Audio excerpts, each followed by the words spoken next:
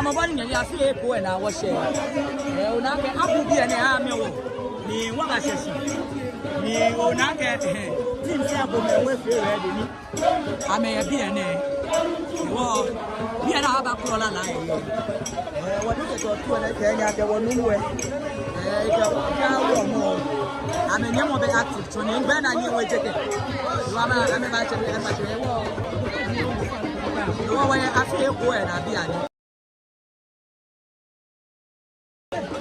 ah what to be me ke agbene tin se ba bon la la e from na no ya ke man charge money ko man wo ke ala kwa go man che anya la ha mo wo ke ala ha man che pe pe ke wo ba tie mo ko yo ba tie wo ba je mo ko mo ye gbe ni na la no so mo e ko la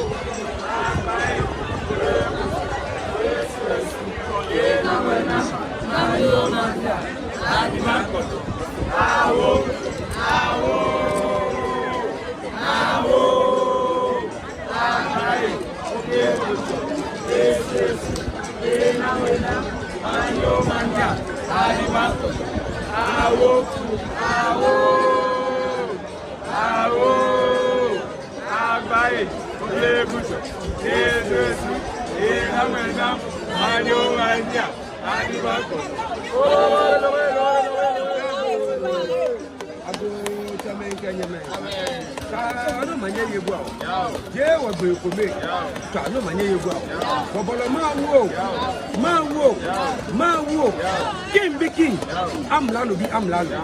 But continue she was na happy for na happy nobody ahi. When I see man, when I see you for, me ma do for, can I ma do for. When I mean I feel I go me happy play do. I feel more than clan. What be to ba jomo can kill it the Ghana. What was over? One be to we take 20 like a weba. One be the jomo, and then Solomon. When I feel a jomo can look at the after the fan. One let down. Go let down. Don't go to me. What now the jomo can look at the fan. No, I'll feel your proposal. Let's go for the person on this side. By the jomo now go. Oh, good long, go. okuko kafire ibale ka jomo dinajo samanya ba ka jomo dinajo oh kala ba ka jomo dinajo aya ko to sabu na tele ba ka jomo dinajo ga ka sire ka jomo dinajo woi na wacha ntebe wacha nye fe abu ko wacha be nyeme ta bola ko wacha nye fe wo bo wacha bola ko wacha nye fe wo mali ka jomo dinajo jomo dinajo ano kale sle ko ko ka boni tabie be aka afine na yo e ka nya mo ko e na ka mo ka da ajo ale lo oh silo kulo me ya mi agbo kono ma me ya mi oh cha na ye gwa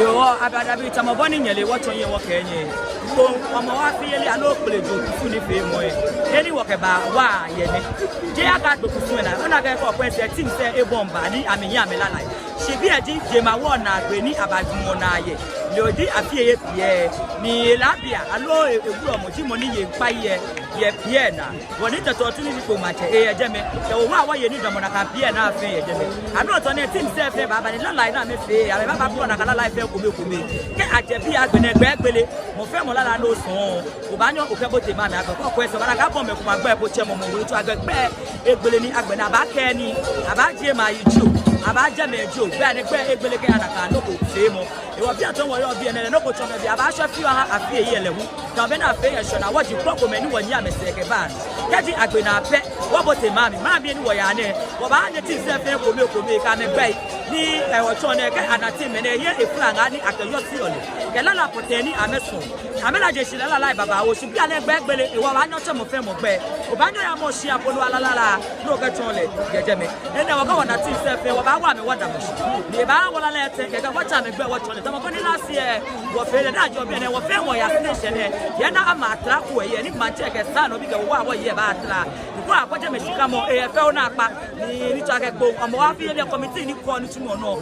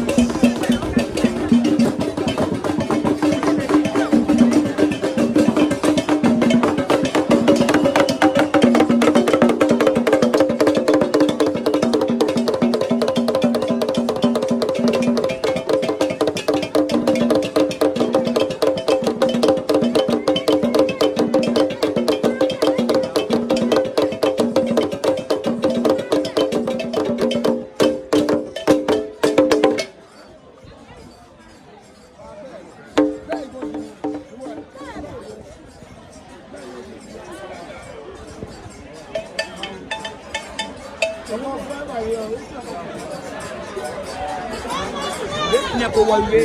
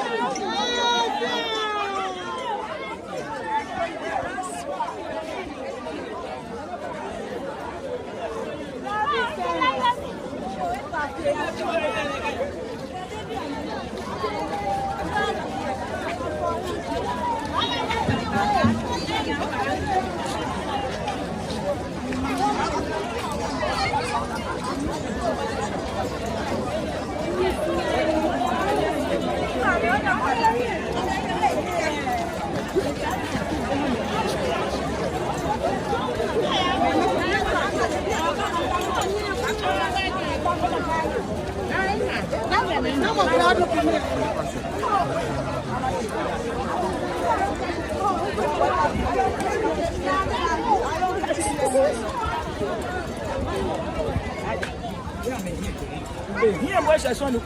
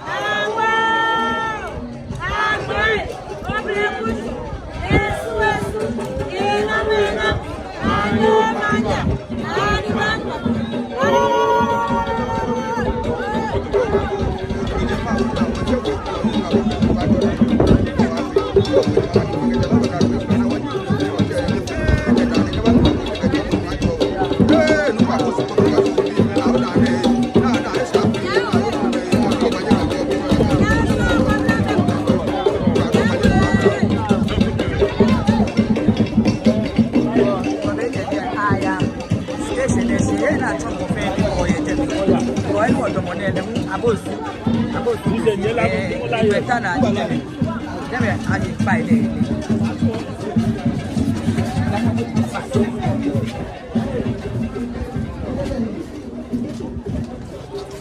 I shall not for that.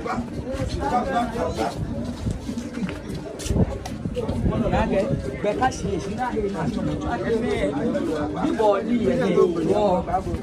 Say fe ya chonke. Fe ya chonke. Su na he na chomo. Ana ke ba jikuri he ni. Sana ya jikuri.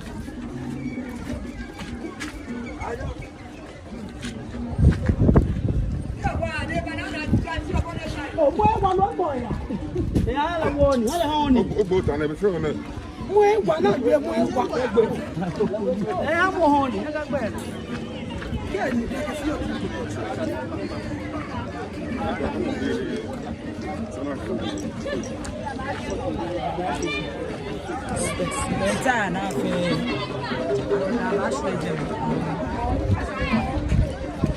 O jale papa.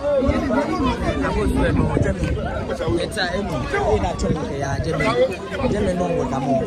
Wo benta na fa ba shwe da she. Jinke ba ke. Je e ya chomo ke. So ko kwa he no chomo no kunu kunu ke fe twake. Na ba no ka se ke fa jemi ji na ko chomo. E ke ya echu. E ko wo kusu. Kusu na e pe no ni atu ko ba. Atu gbe flemo no ke ya. E ki atu. Ele wo ke flem ba nyegbe no e ko ti. Ko se station e. Aba ke pe joru e ba ba nyegbe.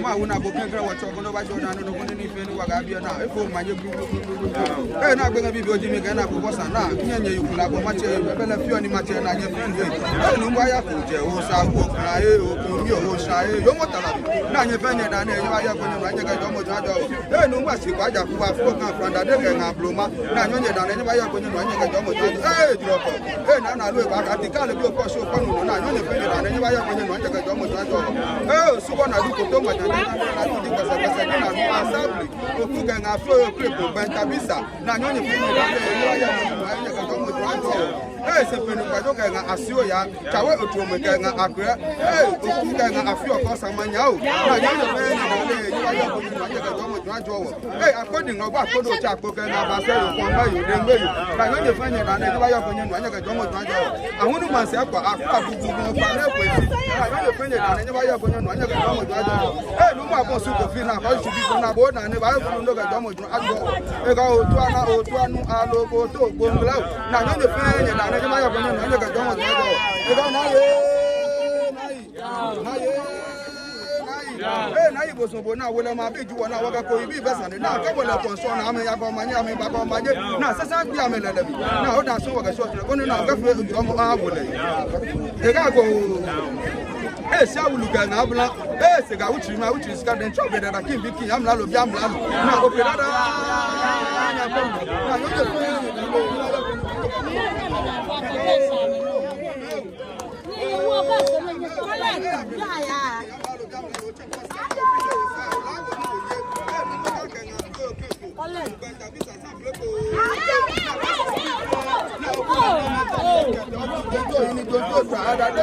Jaba na ete ku ese na e ga na nu kaka ba jile ni ka tu fe nu chiche ma na onyo okun afura mi na bo na ne ba ko lo na be mi ni wo fi na be se ni ayafi na ate aba akade gbin akade nyoji akade oti na ngbene gbin ese ngbene jufo ni ni ma jufo na ma jufo opreje ngbene gbin na aju opele ni na aga ha pele na ju ona mo ko fe mo ko ni ga yi to fon so mo fon ba wo preje ona mi na awa ta fon na wo fi o ma ye won fi mo ya won bi sole mo won bi kun ni yeli na afia ya e ne ba ni na wo afi na ape wo na wo fi mo wa ye gbo wa ye bi na alo te ti ku aka ko mo ko gbete na ka to ape wo ni le na to ape abe ko e ko phone kanga fe wa no na pa fa aba so wa misha ka wa je bu wa je ya nu wa ya nu wa nu wa ko ja na jo ka wa mi ko mi afa enyo ka wa na ya na afa futa na ajo wa mi ba na ajo wa ko je wa sa fi be na mi wa ga no ya wa ga so wa ga sika wa ga kuni afa bi ko ho wa ka na ko ika wo ifa no pa ro ma ne go eh no ba ka fe na ni abawo to lo awo to lo ni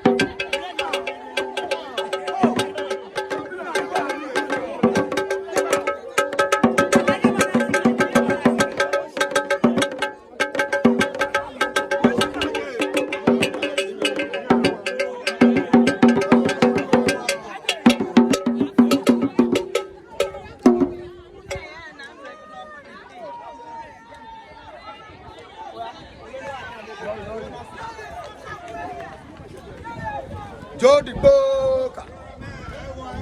I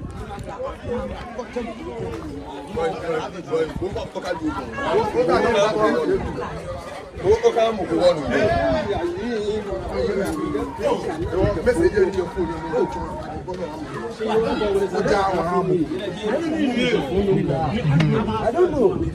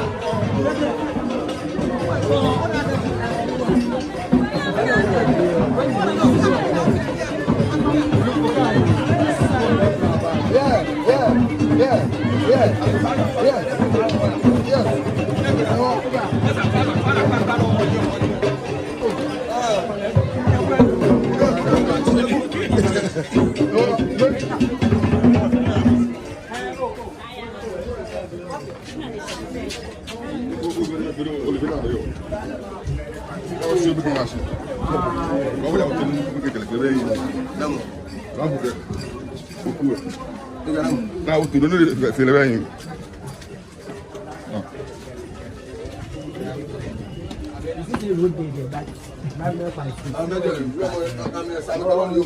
It was all about cross the journal. What was young? Oh, I'm trying to know. What are you trying? I don't know.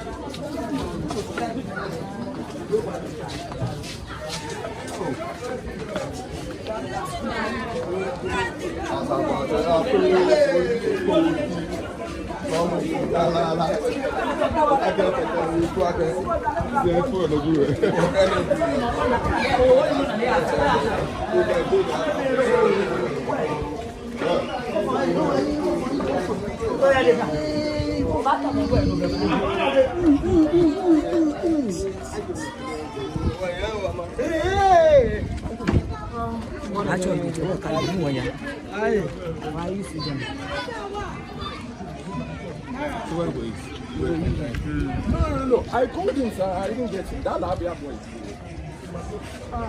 What did I hear?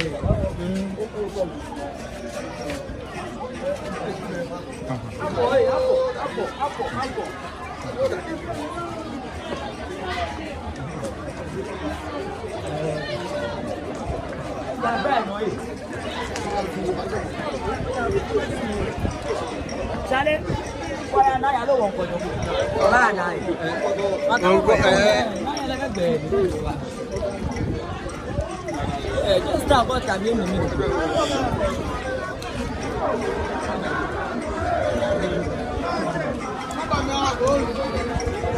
I don't want.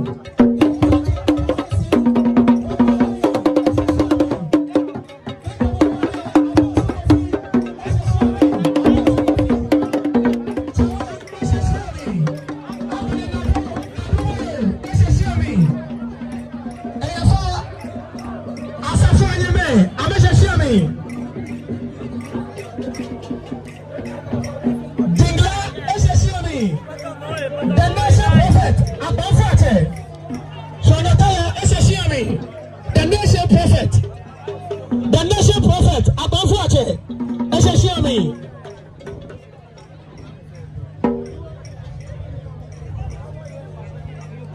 Ne etecho kalumwe. He amesame benampe. Ne itete oturi second. Numo rete bayishi. Blani ni kaboyane. Numo chawe otrome. Numo chawe otrome. Se numo akla. Ese. Ni ofosu obri. Ne kaboyane shipi adoze. Eshashiami. Shipi adoze. Eshashiami. Akubibio. Eshashiami. Toberi tenis kobeko we. Nekese ni obiane woye. Aseng. Na ashi ahame.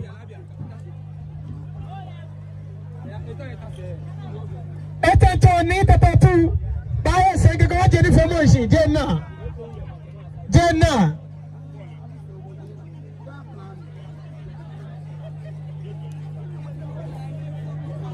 Ni obabi ate ni fomo ni nomo di chairman. EFO. Nomo di chairman. EFO. Mwana hena buamo. Tanani na fenfa one. Obabi ate. Na one the hoshi. Wakafa ba hanye. Mwane. Omo committee chairman. Honorable Williams, Mete Josai, Pesadi Mama, Lady of Fly, I love the family of Jojo, I feel you. Let a person of the back. A guy Affine, not the Baba, what's already.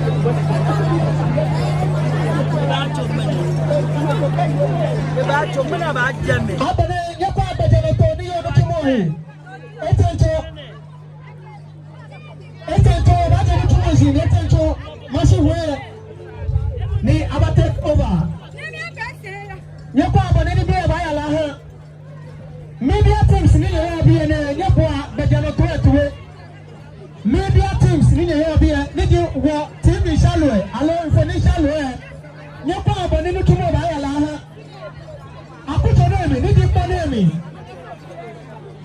media di nyabo to wo sumo ni bi dia ba ni e ma te wo sumo ni te se akashi ene o bebe ene lo we pa media say fair by you do it. But if you pay for Akashi Odoba, Nika Bayane, no more Ayakoche, no more Ayako.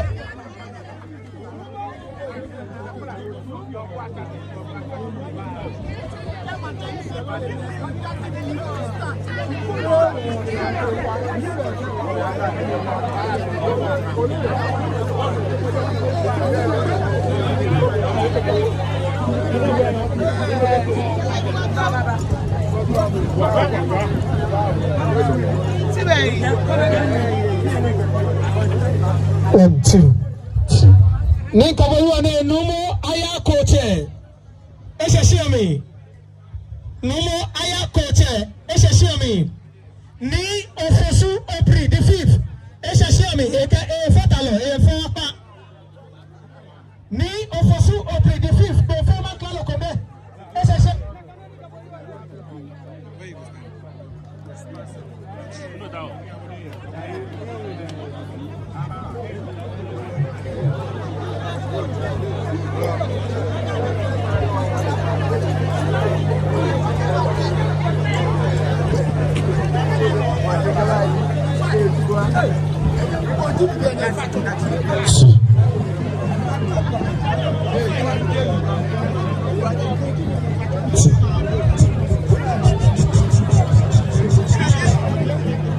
Nobody 1, 2. Tony, in can you program for my fear time, I say. Honorable, make a doctor fit to obey.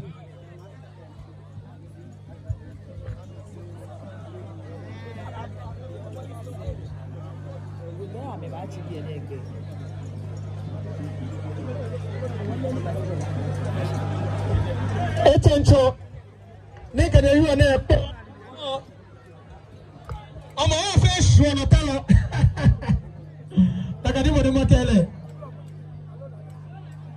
Honorable Williams, Nwete Josai, presiding member, Eba Sheshemi, ni legit chairman for this occasion. None of you of a legit, sign of Talo, none of you of a planning. You don't know now. Ni Engona wa Dente, ni Gabriel ni Tatu, Eba Sheshi, Eka Fatalo Ninga, Nakanoni, Ofosu Opri, the fifth for Makalo, Fatalo, Ameba Sheshi, ni Gabriel no more Ayakote, no more Nakano Gauromo, no more Tete, Lenu, Shiami, no more Atobingla, Shiami, attention, Obaja no Sanoshi, Tobadoka, media said. I'm not going to share to me. I'm aside. Then the fellow after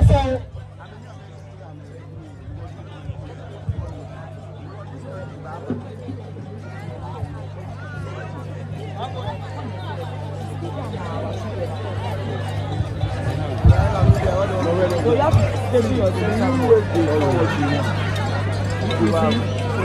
you know this stand in front of this, so you can use the back there.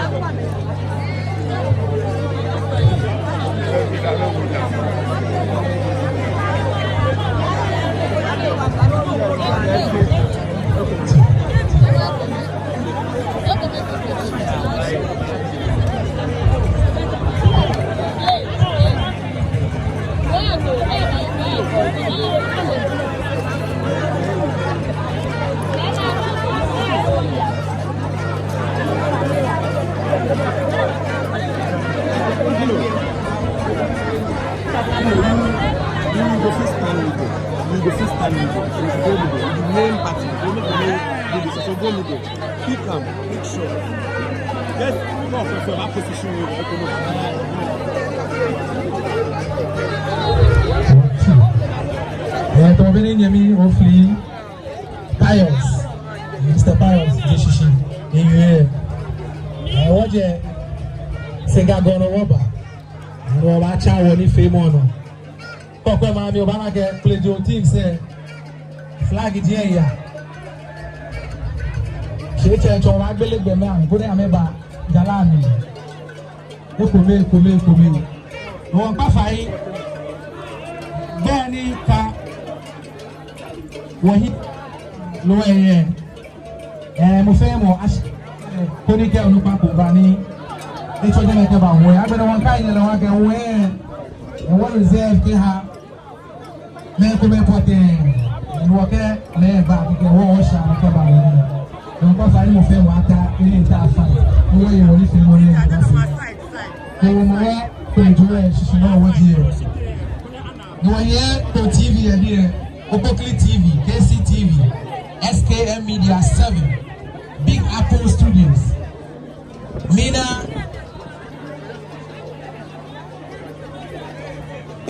Africa Churches Studios.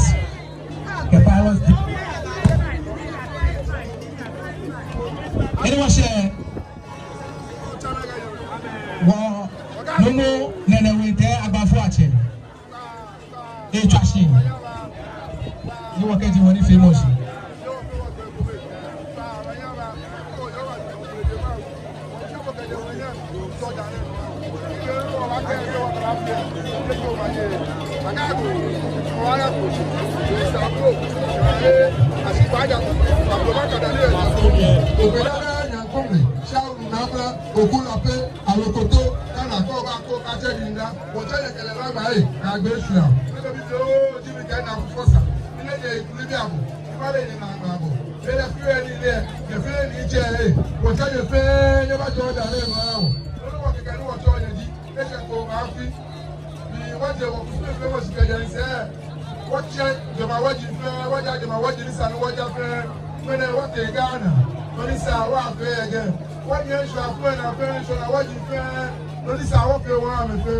Now, what's your block at the end? Yeah, what happened to me? Yeah, you was there, walk over here. But the what you feel now, I will tell you, they are going to make a double transfer. They are going for now, then before I'm annoyed. Come at the share, you know, I'm not in a one. But then, I feel, get over my head, go to the parents over here, go to the forward, go to what you're not. What feel more? I can't pay for nobody. Now, I feel no idea. And you're like, no one I can take. And you're like, I have paid to win. No one can have paid for. No one can have paid. Can I go like one job, one document, one document, one document, one document, I'm a son of it. Now, I feel where you are there. I'm going to be with you. And you're like, no one I can take. I can take. What's now one I can take? Then the family of myself. Now, get to the sky. Now, look at Shala here. Okay, no fear of it. From the family of myself, now, I'm a fellow no tree. I won't know. I feel now I can say, I won't look at what to do. When I feel the one that's got, look at your fear. The family is happy day. You play the game. Now, I do have a come and catch it. I'm a is coming. I'm a big, I'm a big player is coming. When I play, you get happy again. She can't put down what I have here. No one in the answer. You can't attract one of them. What do you mean? What happy then? What do you have here? What can I go with you? Yesterday. So I get there. Can't be fair and I can't work here. Now I worry. But I don't mind.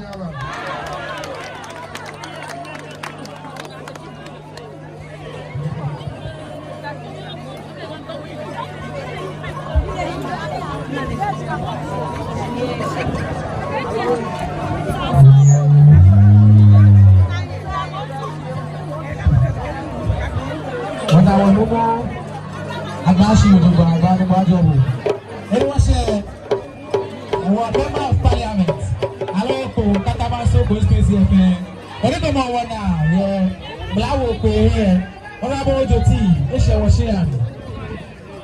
Now, what I take care of Honorable Joti, outside over where, Ekatama East MP, Honorable Ashai, Ekatama East MP.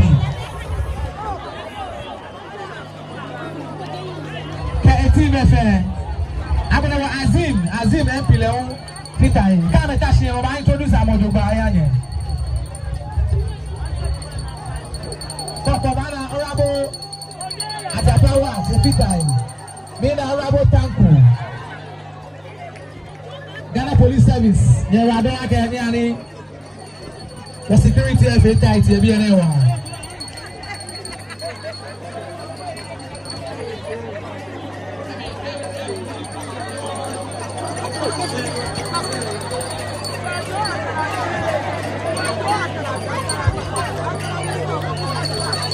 The presiding member, everyone let you watch Chama. Can't say, me na be a change my boss, Mr. ST Akpe. Now we be an let you MC advisor.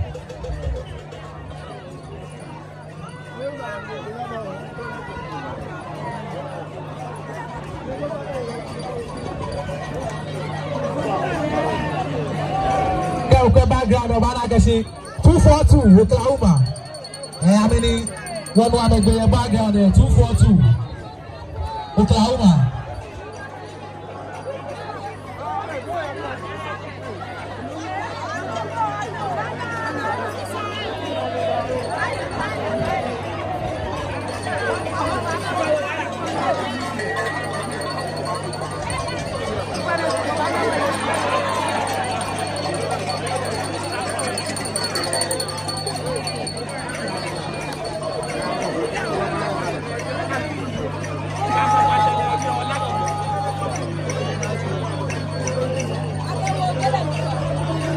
TV, I'm a Bomodewa, Keja CCJ, KCTV.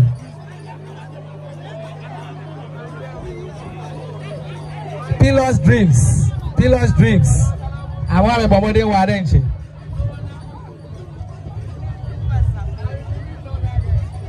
How about TK? Leon ABN.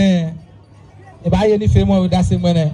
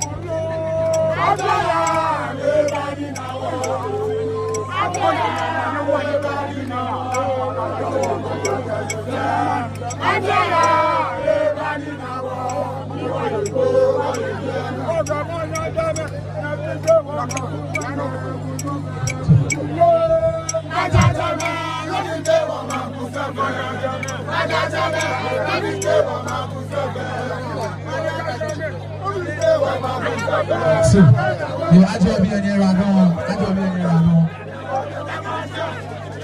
The match will be a girl, and that's why I'm taking a I don't be a Radon.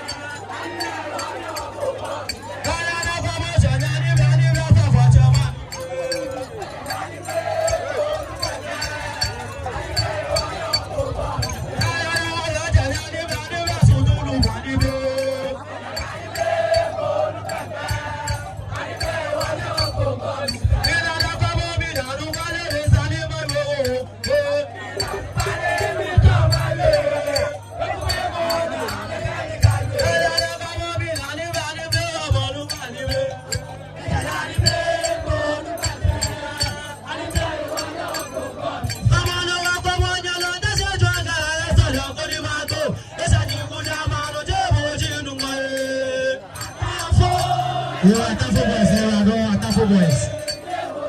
Atafo boys ne rado. Nala akade nyonyo. Atafo boys ne rado.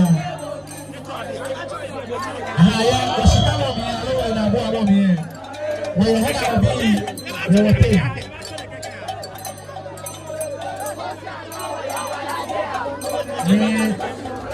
Masumane. Mafia bakacho. Official. Atafo boys ne rado na male ne shi dalami.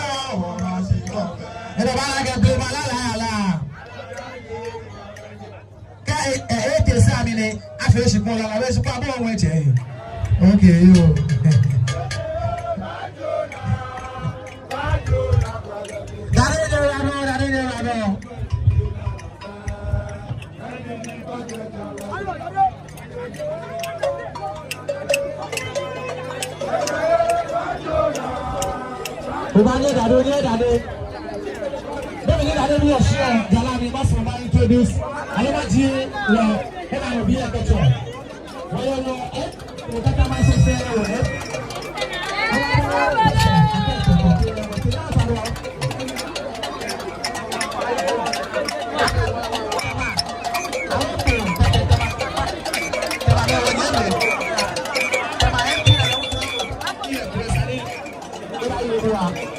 It was a no that is all I do. I shall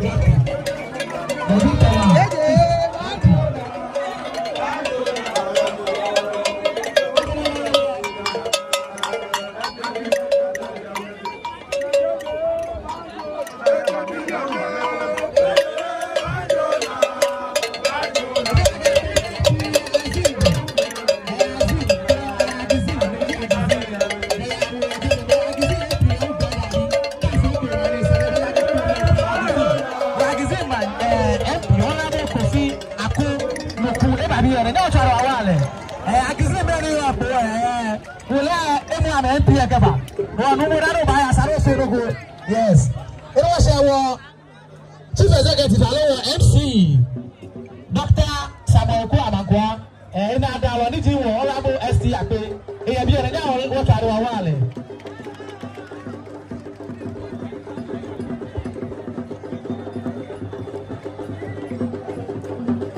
The father, what Bami Kaja, Ebekube, what Bami Kaja, Ebekube, and that's a fire no more.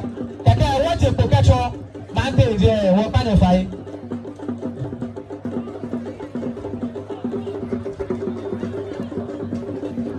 Sister, 64 battalions.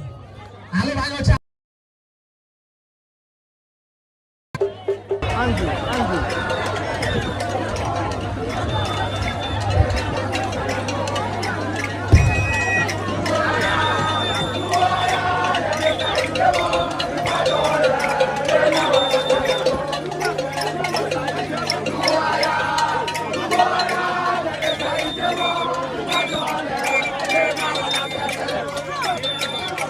Sister 4 battalions here.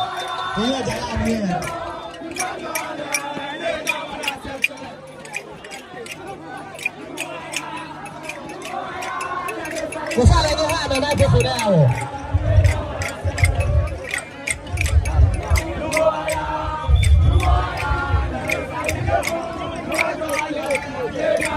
It was so far Abala enyo, keke anacho mante je kejipo. Nacho be beke jiapo. Yeah.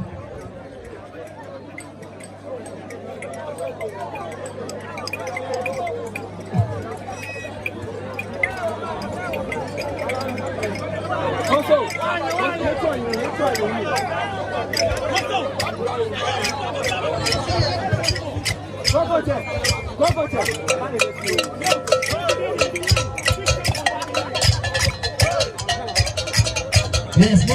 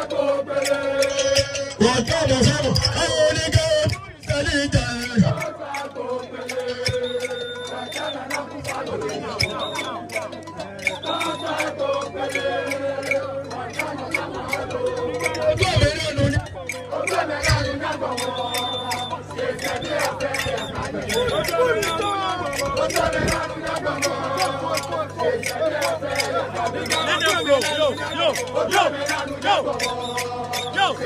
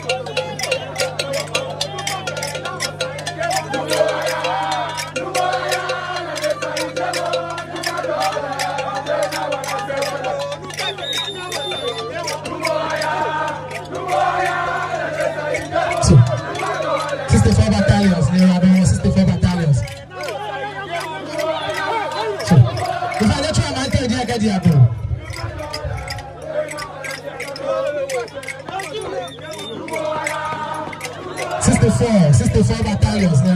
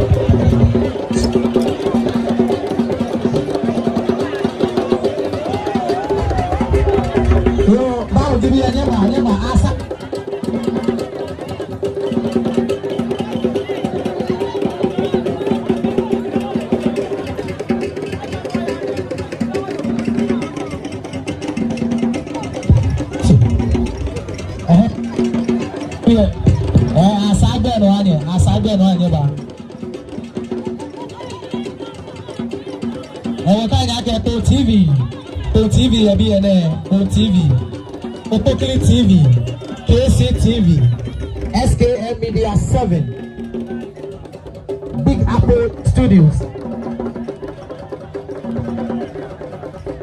And appear what you saw, Joe.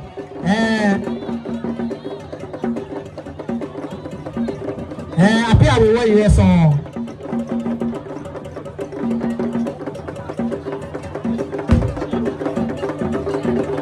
Yo, the father go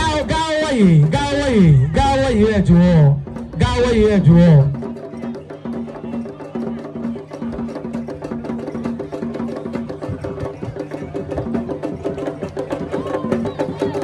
But I want to go away, Joe.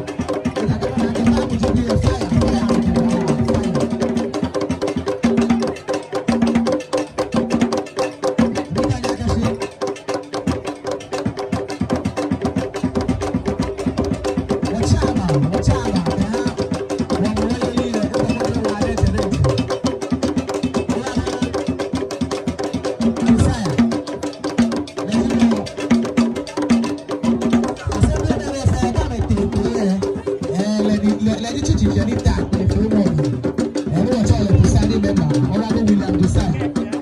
Let you want more and the teacher, whatever what you want to. No one really said, but that in the stage there, I can feel in the program.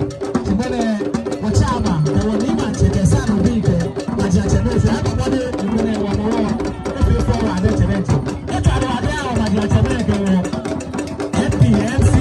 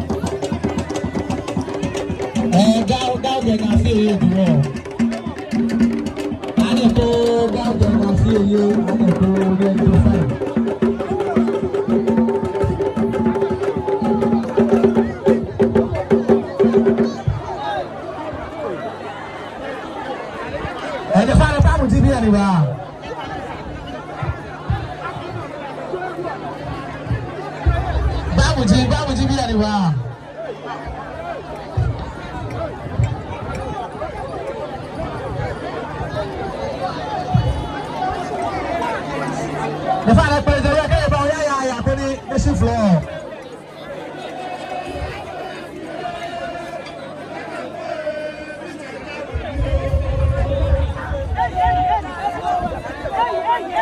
That would you be on the final here.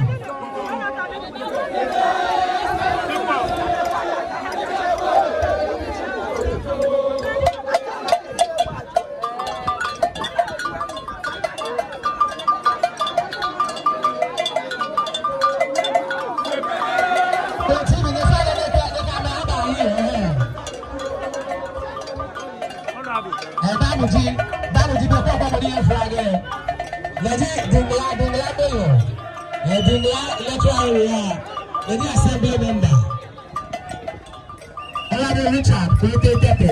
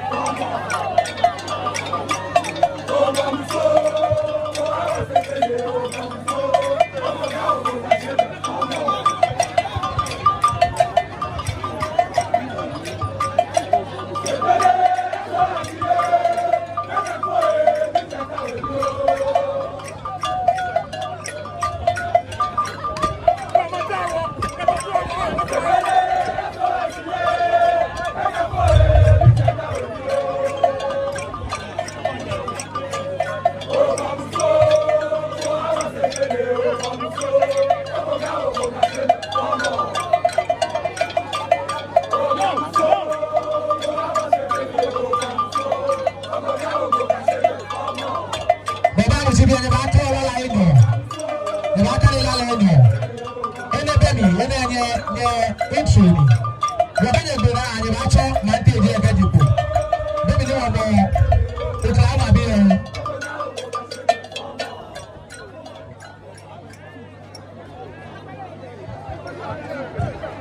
The father wa use my mic, no nya ma fi adi ko ni wonu alala. Nya ba la ino, ka nya gbera be nya cho ma te di e gbe.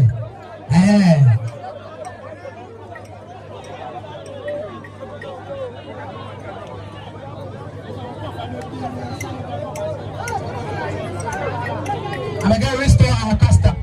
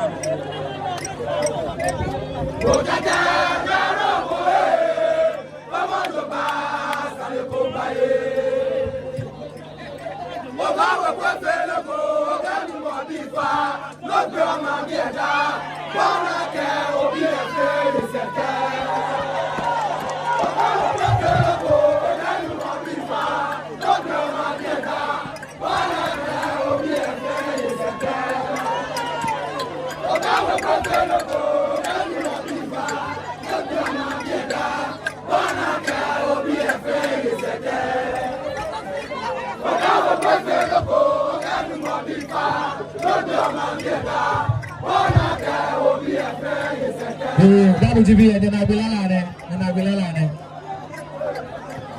You're the final about the protection of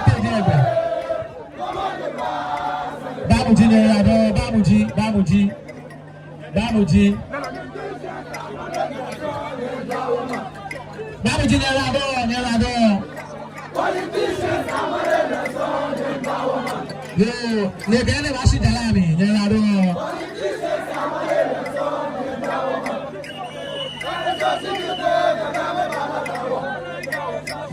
Babuji ne la do. Esa ne chwa ma te di agbe ya. Ne la do do ka jo mi. Ere se wo ta o ke ma bi agbe.